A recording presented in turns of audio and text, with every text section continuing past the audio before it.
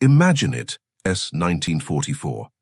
Delegates from 44 Allied nations have gathered at the Mount Washington Hotel in Bretton Woods, New Hampshire. Inside that room, they're about to make a decision that will shape the global economy for the next 80 years. Britain, the world's financial superpower for over 2 centuries, is broke. Its national debt has soared to 249% of GDP. After 2 devastating world wars, the empire that once ruled the seas is financially exhausted, and everyone in that hall knows it.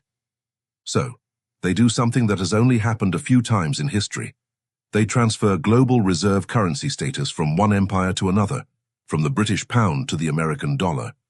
But this wasn't just a financial handover. It was the continuation of a pattern that has repeated itself for more than 5 centuries, a predictable cycle of rise, peak, overextension, and collapse.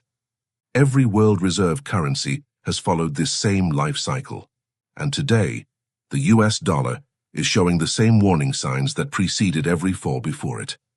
To understand what's coming, we need to go back. In 1450, the Portuguese real became the world's first true reserve currency.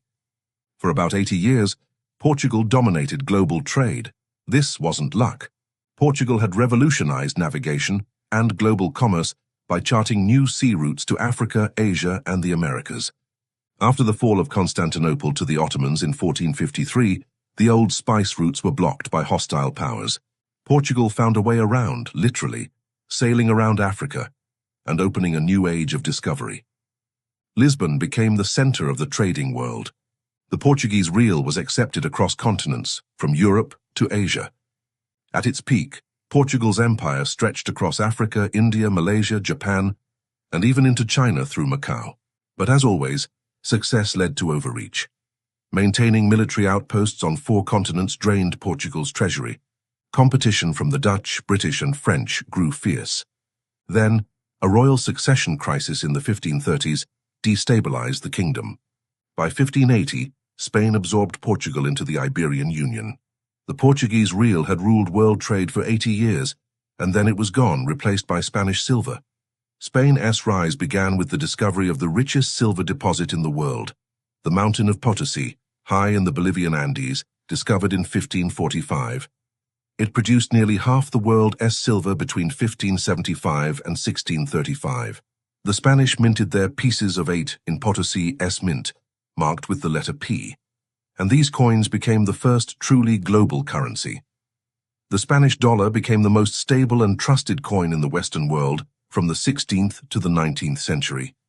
It even served as legal tender in the United States until 1857. Spain's dominance lasted roughly 110 years, from the 1530s to the 1640s, but then the familiar pattern appeared again: overextension and crushing debt. Charles V left his son Philip II a mountain of debt, 36 million ducats, with an annual deficit of another million. Philip II defaulted on Spain's loans 4 separate times: 1557, 1560, 1575, and 1596. The endless flow of New World silver created massive inflation. Prices in Spain quadrupled during his reign. When the supply of silver dropped by half under Philip III, Spain's economy crumbled, and bankruptcy followed again in 1607. By 1641, the Iberian Union fell apart, and Spain's monetary dominance ended. A new financial power was rising: the Dutch Republic. In the 1600s, Amsterdam became the world's leading financial hub. The Dutch guilder, backed by innovation and trade, emerged as Europe's de facto reserve currency. The Bank of Amsterdam introduced efficient, trustworthy systems for international payments. Dutch merchants and investors pioneered modern finance itself. They created the world's first stock exchange, marine insurance, and new instruments like acceptance credit and publicly traded company shares. From 1642 to 1720, roughly 78 years, the Dutch guilder dominated world trade, accounting for more than a third of all international transactions. But even the Dutch fell into the same trap: military overreach, especially during the Fourth Anglo-Dutch War, 1780-1784, bankrupted the country. The Dutch East India Company collapsed under the strain of its conflicts with the British. By the late 1700s, Britain had risen to take its place. The pound sterling, backed by industrial power and a vast colonial empire, became the next global reserve currency. For over 2 centuries, from the 1720s to 1944, it ruled world trade longer than any currency in modern history. At the height of British dominance, over 60% of world trade was invoiced in pounds. London was the global hub for insurance, commodities, and investment.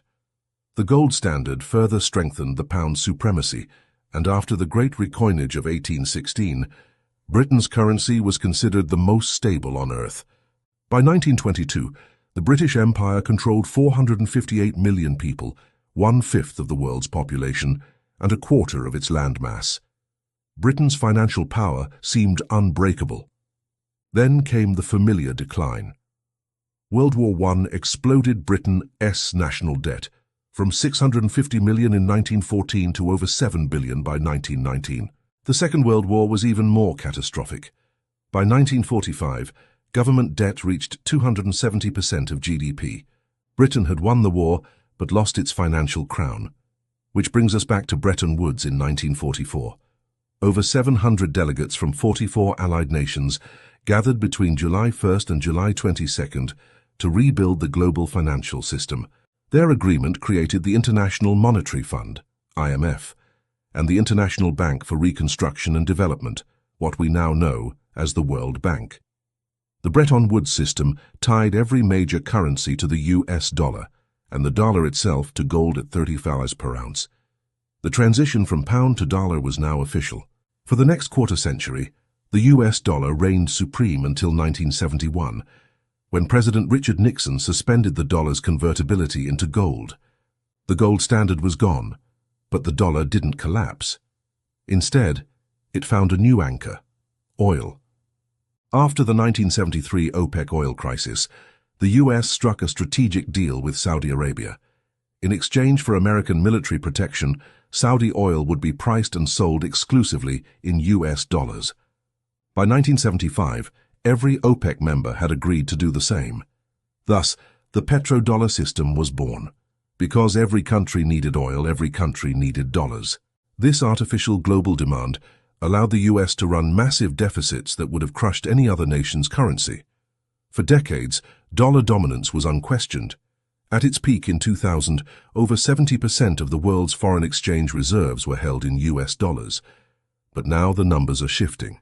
By 2024, that figure had fallen to 57.8%. Foreign investors' share of US Treasury holdings has dropped from over 50% during the 2008 financial crisis to just 30% in early 2025. De-dollarization is accelerating. The BRICS nations, Brazil, Russia, India, China, and South Africa, have expanded to include Egypt, Ethiopia, Indonesia, Iran, and the UAE. Together, they're building financial systems that bypass the dollar entirely. As of 2025, 10 BRICS members and 13 partner nations are developing the BRICS Bridge Payment Network to settle transactions using central bank digital currencies. Meanwhile, America's own balance sheet is under strain.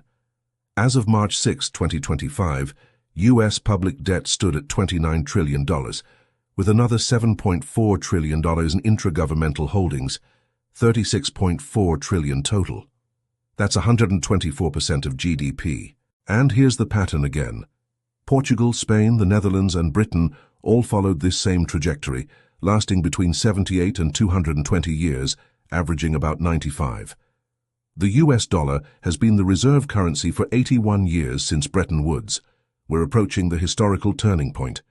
Every reserve currency has passed through 4 stages: rise, peak, overextension, and collapse. Stage 1. Rise. A nation gains dominance through innovation, either in trade, finance, or military strength. Portugal mastered global navigation. Spain flooded the world with silver. The Dutch built modern finance. Britain's Industrial Revolution reshaped global trade. America rose through post-war industrial might. Stage 2. Peak. At this stage, the reserve currency becomes nearly universal, used in over 60% of global transactions. The empire seems untouchable. Stage 3. Overextension. This is where the cracks appear: massive military costs, spiraling debt, and waning productivity. Portugal stretched across 4 continents. Spain defaulted repeatedly. The Dutch bankrupted themselves fighting Britain. Britain's debt hit 270% of GDP after the World Wars. The US today carries debt at 124% of GDP and has spent $8 trillion on Middle East wars alone. Stage 4. Collapse. The reserve currency loses trust and power shifts elsewhere. Every empire has faced this reckoning. What happens next? History offers clues. Portugal never regained its influence after Spain's conquest in 1580. Spain, despite immense wealth from the Americas, fell into centuries of decline. The Netherlands remained prosperous but shrank to a regional power. And Britain, though still wealthy, saw its empire dissolve and its global dominance fade after 1945. By the 1950s, 55% of global reserves were still held in sterling. Within 2 decades, that share had dropped sharply. Britain's century ended and the American century began. But transitions like this don't happen overnight. Britain's decline took decades. The US overtook Britain economically long before the dollar replaced the pound as the dominant currency. The same slow shift may be happening again, this time with China and the emerging multipolar world. Every reserve currency's lifespan has averaged around 95 years. The US dollar is now 81 years into its run. The signs are all too familiar. Declining global share from 70% to 58%, shrinking foreign treasury demand, BRICS alternatives rising, petrodollar agreements fading, and an overextended military presence, 900 bases in 130 countries. The pattern that has defined 5 centuries of economic history is repeating. The only question left is how fast the transition will unfold, and who will lead the next financial era. Will it be gradual, like Britain's slow descent, or sudden, like the Dutch collapse? Will a single new power emerge, or will the future be multipolar, with several reserve currencies sharing global influence? History doesn't repeat itself perfectly, but it rhymes. And if the rhyme holds true, we're nearing the final verses of the dollar's dominance. If you found this video insightful, don't forget to like, share, and subscribe to the channel, and share it with someone who's curious about how money, power, and history always seem to move in cycles.